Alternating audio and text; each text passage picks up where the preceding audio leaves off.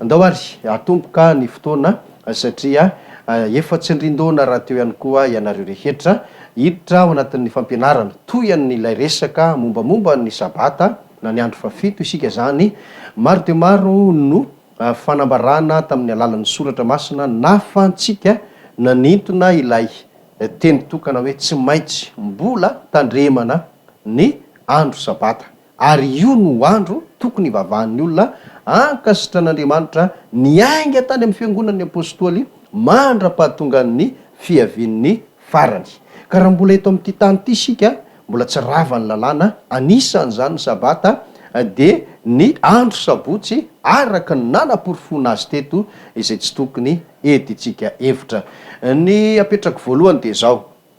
misy ho iaho ireo manana hevitra hoe nenay ny sabatanay de alahady ohatra ny sasany ray mety teny nenay sabatanay de zoma ohatra de ao ny sasany hoe sabata daholo ny andro rehetra azo ivavahana daholo ny andro rehetra sy ny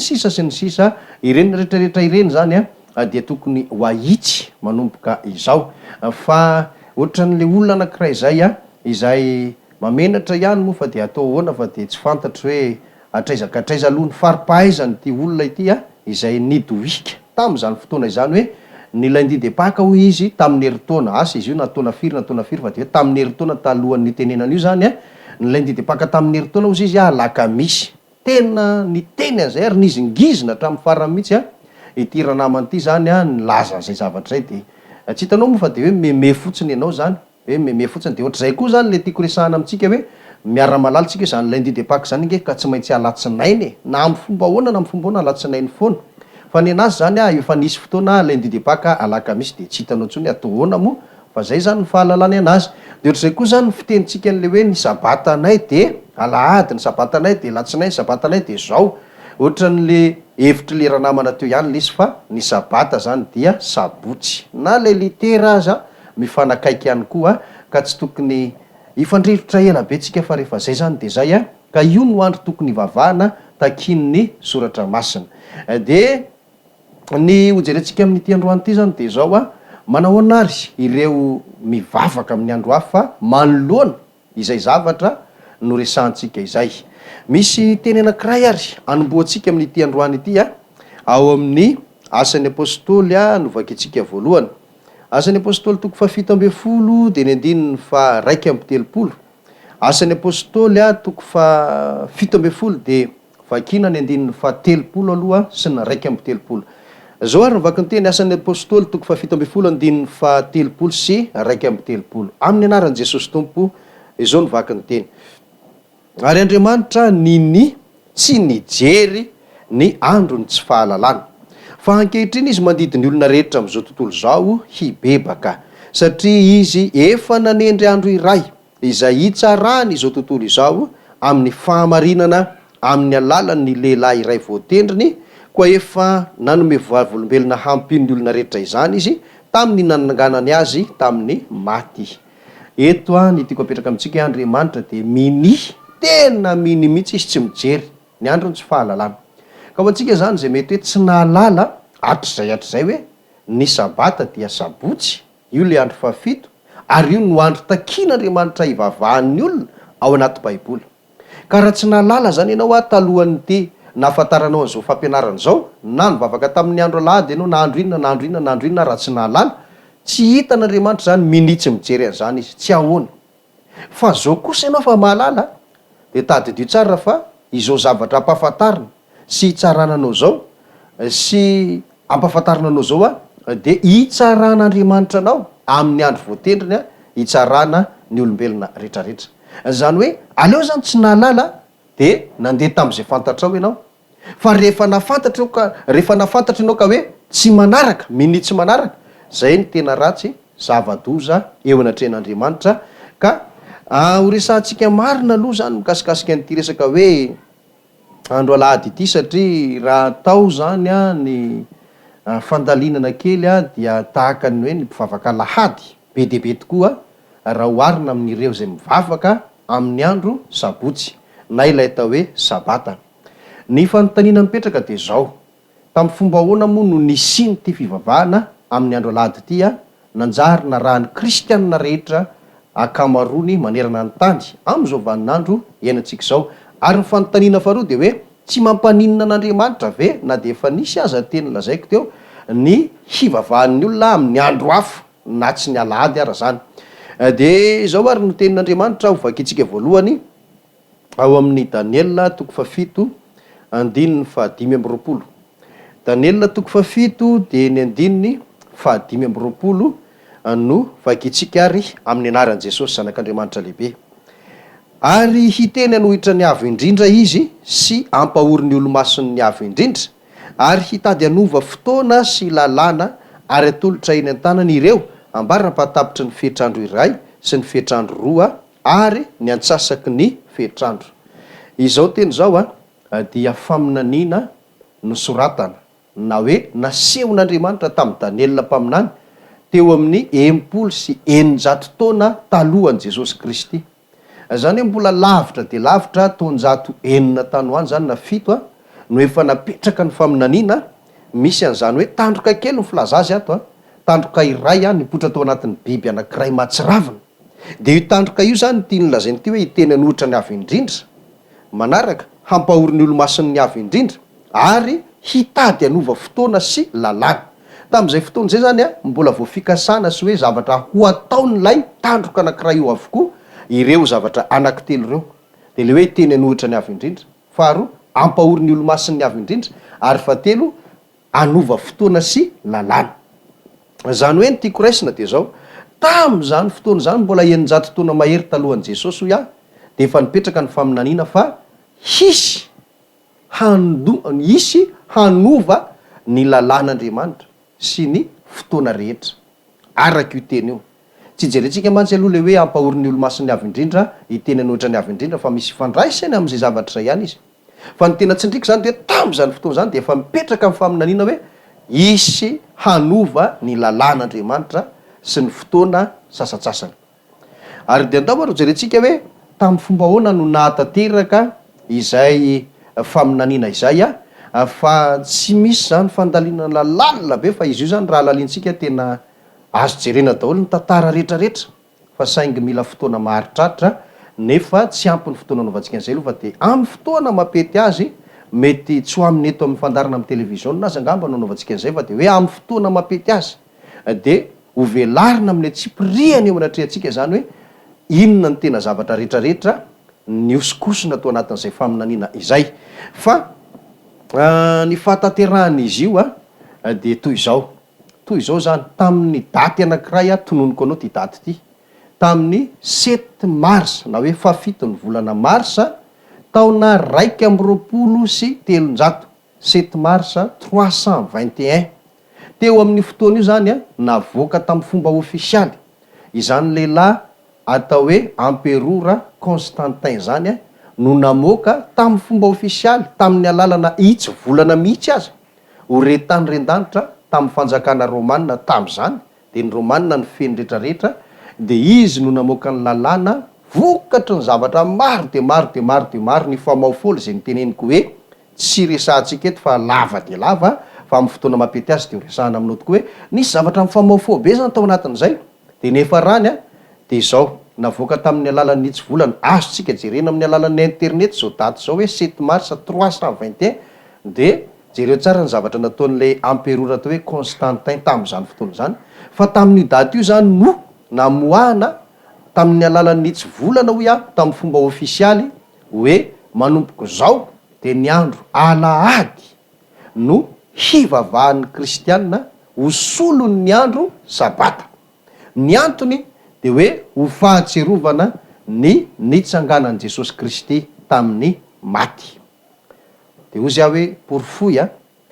za mantsy tena tehiteny amintsika rehetra hoe tsy ampy ingeo le mivavaka mafana fo fotsiny. Io raha ohatra ka hoe zavatra ny tanina de avitsika mafinaritra zany ary tsy ilaina mandalina ianao, tsy ilaina mamantatra soratra masina ianao, tsy ilaina mamantatra hoe inona sitrapon'Andriamanitra ianao fa rehefa mivavaka ianao de tena mino, tena manakina le zavatra ataonao amin'Andriamanitra ianao ampy zay. Fa raha hoe katsaka fiainana mandrakizay aza adino le tenin' Jesosy Kristy tsy izay rehetra manao amikotompokotompoko ny hiditra fanjakany lanitra fa zay manao sitraponina raiko zay any an-danitra. raha tsy mihoatra ny an'ny fariseo sy ny mpanorad-dalàna ny fahamarinanareo zao ny tompo de tsy hiditra mihitsy amin'ny fanjakany lanitra ianareo. Zany hoe raha toka mivavaka ianao azadiny fa ho rafy ty tany ty, misy mandrakizay anankiroa tokony anomana no avitsika teny zao sika. Zay no antony mahatonga atsika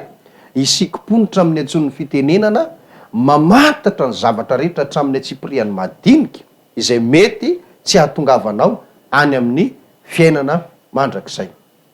Ka raha mipetraka izay to hoe jereo any internet zany hoe marina sa tsy marina le hoe 7 mars 321 nataon'ny empereur Constantin fa izy namoaka ny didy hivavahan'ny kristianina amin'ny andro alahady tamin'izany fotoana zany. De tamin'izany izy nanomboka fa ny taranaka kehitriny mandova. Zay zany ny fomba nivoahan'ny fivavahana tamin'ny andro alahady, fa de hoe ny am'izao fotoana zao mety be deaibe ampifavaka am'izao fotoana zao ngeny tsy mahalala an'izany e. Tsy mahalala ny tantara nisy tamin'izany fa nisy tantara be tao anatin'io. Nisy tantara be ka raisy fotsiny zany hoe tsy avy amin'Andriamanitra, tsy avy amin'i Jesosy Kristy ary tsy avy tamin'ny mombamomba an'izany rehetra zany hoe avy tamin'ny soratra masina no nahatonga ny fivavahana tamin'ny andro alahady, fa avy amin'ny zavatra mifamaofao be de navoaka tamin'ny alalan'ny tsy volana olombelona no namoaka azy, ary tsorina fa hoe olombelona no nampisy an'io fivavahana tamin'ny andro alahady io. De tsindriko tsara ihany hoe nisy tantara be ny famaofao tao anatin'izy io fa ny azo ilazana azy fotsiny de ity izay tokony ho fantaritsika eo amin'ny bokin'ny Apokalipsy toko faharoa. Apokalipsy toko faharoa vakitsika ny eo amin'ny andininy 420 no vakitsika. Apokalipsy toko faharoa andininy fa 420 amin'ny anaran'i Jesosy zanak'Andriamanitra lehibe. Zao ary volazany teny: fa aminareo izay sisa any Tiatira de izay tsy manana izany fampianarana izany, sady tsy mba mahalala ny ataon'ireo hoe saindalin'ny Satana, de izao no lazaiko tsy ho vesarako entana hafa ianareo. Isika moa zany tsy hiditra bokin'ny Apokalipsy na hoe inona ny hevitra zany hoe fiangonana Tiatira zany, fa teny anankiray zany raisiko ato hoe tamin'izany vanim-potoana na hoe afatra ho an'ny fiangonana Tiatira zany izay misy ifandraisany amin'ity zavatra ampianariko anareo ty, le hoe nivoahan'ny fivavahana tamin'ny andro alahady. De nisy zavatra nitranga zany na hoe hitranga de ny atao hoe saindalin'ny Satana. Tena tsorina amintsika zany fa mety tsy hafaly ianao ny ilazako, nefa marina tsy maintsy ambara ary tsy hafenimpenina. Fa ny fivoahan'ny fivavahana tamin'ny andro alahady io zay navoaka ny empereur Constantin tamin'ny 7 mars 321 no dikan'ity atao hoe saindalin'ny Satana ity. Saindalina lay izy satria nahoana? Satana nge fahavalon'ny fahamarinany, ary raha vao nanomboka ny fitoriana filazantsara voalohany tety ambony tany nataon'ireo apôstôly taorianan'ny akaran'i Jesosy tany an-danitra iny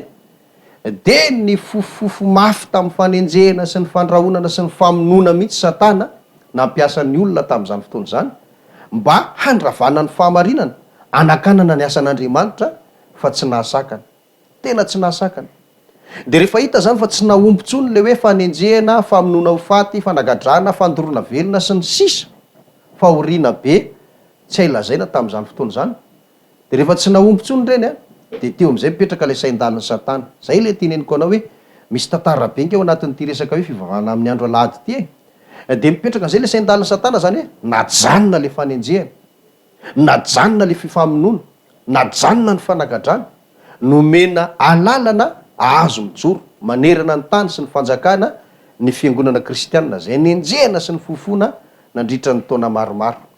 Saindalina ary ry zareo mpanenjika aza tamin'izany fotoana zany mody niova ho kristianina mihitsy, anisan'izany ty amperora ny resantsika ity. Zay le hoe saindalin'ny Satana zany zay zavatra zay de tonga tamin'io ny efarany, tonga tamin'io ny efarany. Ka de zao ary ny teneniko amintsika rehetra, ohatrany hoe diso manenjika vera miteny hoe tokony hitandronytsika fa tsy avy amin'Andriamanitra io zavatra io, tsy manenjika nefa raha milaza an'izany fa mampahafantatra atsika ny zavatra rehetrarehetra izay niseho mba hahatonga atsika tsy ho voafitaka, mba hahatonga atsika tsy ho voafitaka. Aleo ary tsy teneniko hoe tsy le mivavaka alahady angano ratsy, aleo teneniko mihitsy zany zay,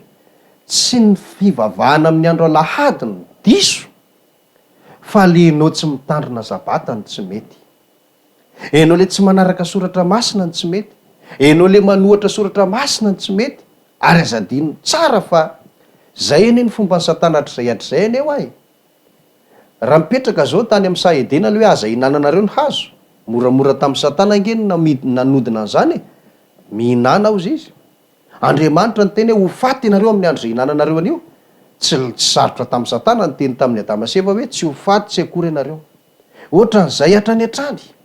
ohatran'izay hatrany hatrany, ary na tamin'ny tantaran'ny atao hoe vadin'ny Lota raha fantatsika tsara aza mierika ny tenin'Andriamanitra tamin'izany, fa nahodin'ny satana hoe maninona moa zay mierika dia nierika amin'ny vadin'ny Lota. Hitantsika tsara ny zavatra nitranga.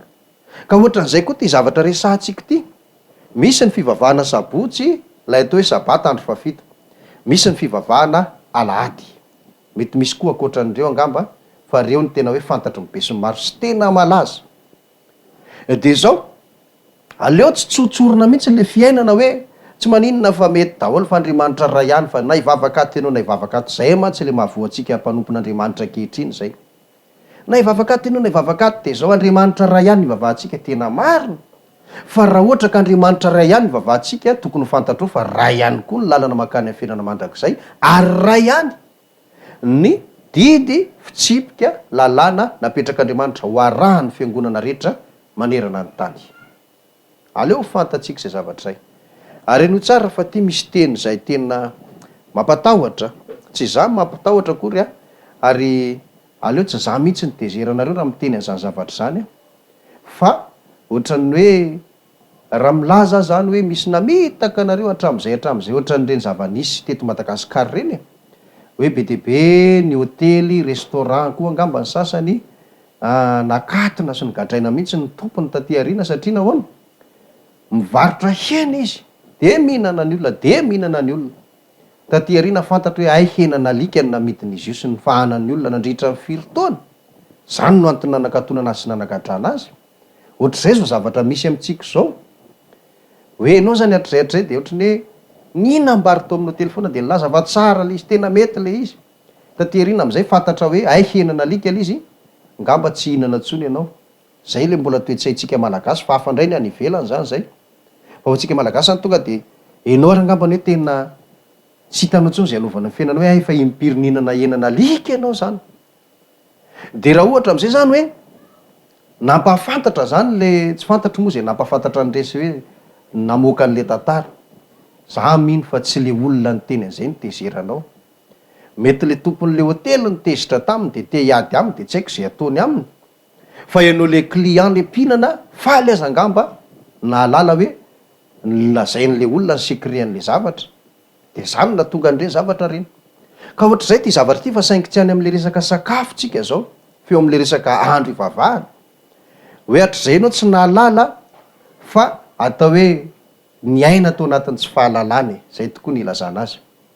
Fa manomboka zao anao mahafantatra zany ay ve ty fivavahana amin'ny andro alahady ty ka sain-dalon'ny satana, dia aleo tsy pastera ny tezerana, aleo tsy ny fotoana asan'ny fahamarinana no ankahalaina, fa tokony hafaly anao aza hoe milaza ny marina aminao mba tsy havery anao. Ka zao no izy, eno tsara ty teny zay nilazain'i Jesosy Kristy ity ao amin'ny filazantsara Matthieu 5:10. Matthieu 5:10, andininy 15 sy ny andininy 17. Amin'ny anaran'i Jesosy zanak'Andriamanitra lehibe, zao no voalazany teny ary.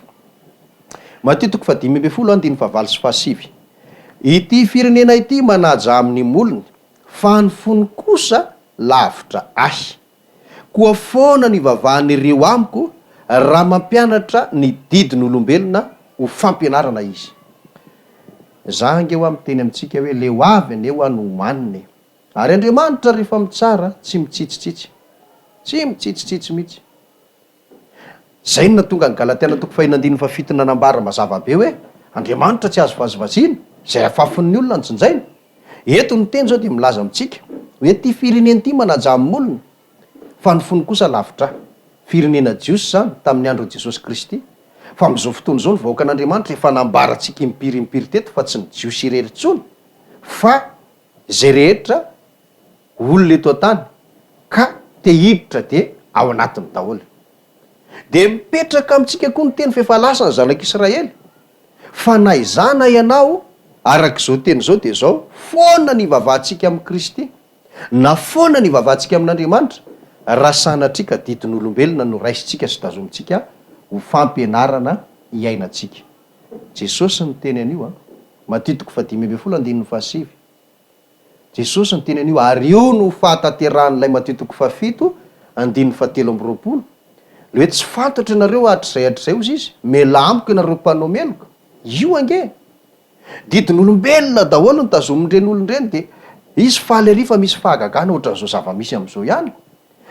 mahita fitahiny mamoaka devoly maminany manao ny rehetrarehetra io fa saingy zao ny fikitra tamina didin'olombelona ny aina tamina didin'olombelona ary nampianatra didin'olombelona nampahery olona tamina didin'olombelona nitarika olona atao anatina didin'olombelona. Ankehitriny ianao ny mahalala aza tezerina re pastery fa mitondra ny fahamarinana eo anoloantsika tokony hafaly atsika aza tahaka ny falian'ireo olona zay voafitaka kaninana henana alika nandritran'ny fotoana naharitra faly am'izay izy nahalala hoe ay fe zava-doza ny tato am'ty tsy nitezera mihitsy ny olona nampafantatra an'izany fa ny tokony hotely raha nitezerany fanjakana fantatsika zany tantary zany ka ohatran'izay tsika am'izao vanim-potoana zao aoka tsy pastera nitezeranao satria nilaza hoe ty fivavahana alahady ty ange ka avy amin'ny sain-daliny satany ty fivavahana alahady ty ange ka olombelona namoaka anio ty fivavahana amin'ny andro alahady ty ange ka araky ty teny ty de zao didin'olombelona ka misafidy isika amin'ity androany ity didin'Andriamanitra sa didin'olombelona fa reo manoloana atsika. Didin'Andriamanitra didy 4 amby didy 10 Exodosy 20:9 ka hatramin'ny 1:10 mahatsiarovany andro sabata hanamasina azy ary io le ndresana amin'ny Hebreo 4:7 ninona olana terin'ny olona eo anatrehanao momba ny sabata io. Hebreo 4:7 milaza hoe mbola misy sabata